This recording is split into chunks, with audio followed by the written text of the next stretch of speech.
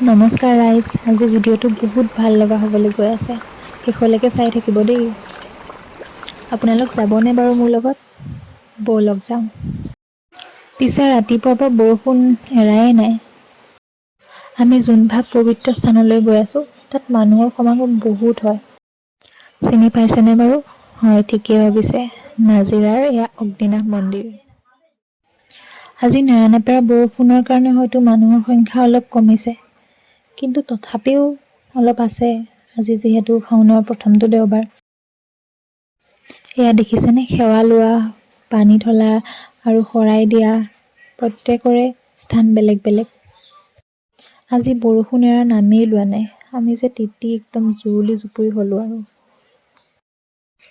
এয়া আমি যেনে তেনেহে ৰৈ আছো মানুহৰ ঠেলা হেঁচাৰ কোবত।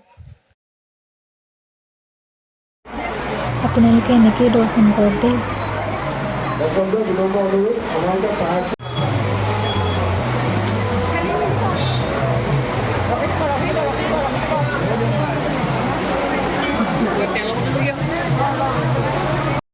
আৰু এয়া আমি পানী আৰু তেল ঢালিছোঁ।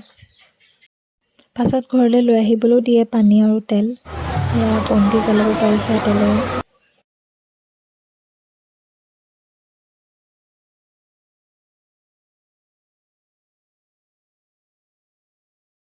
এয়া আমি উভতিলোঁ কিবা এটা খাই। পিছে নাজিৰাত গোটেই পানী, একদম বানপানী হৈ গৈছে।